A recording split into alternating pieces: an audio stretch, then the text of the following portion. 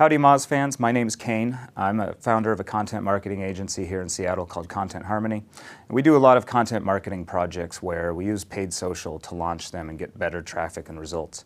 And so I spoke about this past year at MozCon, and what I want to do today is share some of those tactics with you and help you get started with launching your content with some paid traction and not just relying on your email outreach or maybe your own existing email newsletter and social followers.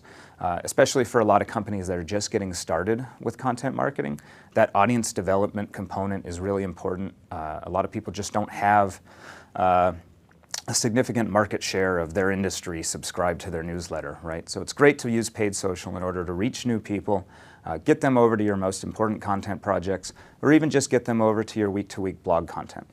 So the first thing I want to start with is expanding a little bit beyond just your average image ad.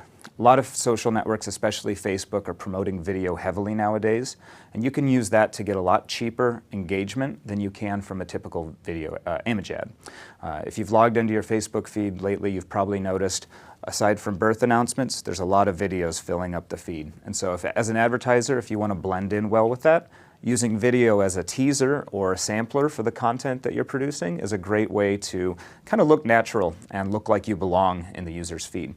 And so different things you can do include, short animated videos explaining what the project is and why you did it.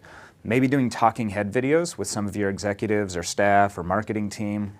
Just talking on screen with whatever in the background about the project you created and kind of drumming up interest to actually get people over to the site.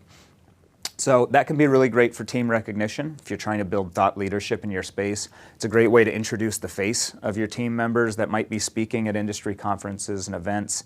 It's a great way to just get people recognizing their name, or maybe just help them feel closer to your company because they recognize their voice and face. And so everybody's instant reaction, of course, is, I don't have the budget for video. That's okay. You don't need to be a videography expert to create decent social ads. There's a lot of great tools out there. Soapbox by Wistia is a great one that's been released recently that allows you to do kind of a webcam combined with your browser type of video. There's also tools like BigView, vu.tv, Shaker, S-H-A-K-R, and Promo, which is a tool by a company called Slidely, I think. All of those tools are great ways to create short 20-second, 60-second types of videos. They let you create captions, so if you're scrolling through a social feed and you see an autoplay video, there's a good chance that the audio on that is turned off, so you can create captions to help let people know what the video is about if it's not instantly obvious from the video itself. So that's a great way to get cheaper distribution than you might get from your typical image ad, and it's really going to stick out to users because most other companies aren't spending the time to do that. Another really valuable tactic is to create lookalike audiences from your best customers. Now, you can track your best customers in a couple of ways. You could have a pixel, a Facebook pixel or another network pixel on your website that just tracks the people that have been to the site a number of times or that have been through the shopping cart at a certain dollar value. Or we can take our email list and use the emails of customers that have ordered from us, or just the emails of customers that are on our newsletter that seem like they open up every newsletter and they really like our content. We can upload those into a custom audience in the social network of our choice, and then create what's called a lookalike audience. And in this case, I'd recommend what's called a 1% lookalike audience. So if you're targeting people in the US, it means the 1% of people in the US that appear most like your audience. So if your audience is men ages 35 to 45 typically that are interested in a specific topic, the lookalike audience will probably be a lot of other men in the similar age group that like similar topics. So Facebook's making that choice, which means you may or may not get the perfect audience right from the start. So it's great to test additional filters on top of the default lookalike audience. So for example, you could target people by household income. You could target people by additional interests that may or may not be obvious from the custom audience, just to make sure you're only reaching the users that are interested in your topic. Whatever it might be, if this is going to end up being 3 or 4 million people at 1% of the country, it's probably good to go ahead and filter that down to a smaller audience that's a little bit closer to your exact target that you want to reach. So excellent way to create brand awareness with that target audience. The next thing I'd like you to test is getting your ads and your content in front of influencers in your space, and that could mean bloggers, journalists, or it could just mean people like page managers in Facebook, people that have access to a Facebook page that can share updates. Those could be social media managers, that could be bloggers, that could even be somebody running the page for the local church or PTA group. Regardless, those people are probably going to have a lot of contacts, be likely to share things with friends and family or followers on social media. When you start running ads to this type of group, you're going to find that it costs a little bit more per click. If you're used to paying 50 cents to $1 per click, you might end up paying $1 or $2 per click to reach this audience. That's okay. There's a lot more embedded value with this audience than the typical user because they're likely on average to have more reach, more followers, more influence.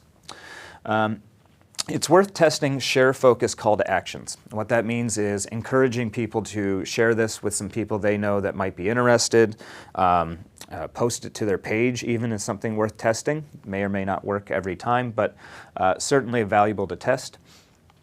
And so the way we recommend reaching most of these users is through something like a job title filter, right? Somebody says they're a blogger, says they're an editor-in-chief. That's the clearest way to reach them. They may not always have that as their job titles. You could also do employers. That's another good example. And I recommend combining that with broad interests. So if I'm targeting journalists because I have a new research piece out, it's great for us to attach interests that are relevant to our space. So if we're in healthcare, we might target people interested in healthcare and the FDA and other big companies in the space that they'd likely to be following for updates. If we're in fashion, we might just be selecting people that are fans of big brands, Nordstrom's and others like that. Whatever it is, you can take this audience of a few 100,000 or whatever it might be down to just a few thousand and really focus on the people that are most likely to be writing about or influential in your space. The fourth thing you can test is retargeting non-subscribers. So a big goal of content marketing is having those pop-ups or call to actions on the site to get people to download a bigger piece of content, download a checklist, whatever it might be, so that we can get them on our email newsletter. There's a lot of people, they're going to click out of that. 90 to 95% of the people that visit your site or more probably aren't going to take that call to action. So what we can do is convert this into more of a social ad unit and just show the same messaging to the people that didn't sign up on the site. Maybe they just hate pop-ups by default. They will never sign up for them. That's okay. They might be more receptive to a lead ad in Facebook that says subscribe or download instead of something that pops up on their screen. The other thing we can do is start testing new messages and new content. Maybe this offer wasn't interesting to them because they don't need that guide, but maybe they need your checklist instead, or maybe they just like your email drip series that has an educational component to it. So keep testing different types of messaging. Just because this one wasn't valuable doesn't mean your other content isn't interesting to them, and it doesn't mean they're not interested in your email list. We can keep testing messaging. So if we are testing messaging on our site, we might take the top 2 or 3 and test that messaging on ads. We might find that different messaging works better on social than it does on pop-ups or banners on the site. So it's worth redoing split tests that seemed conclusive on your site because things might be different on the social media network. So that's it for today.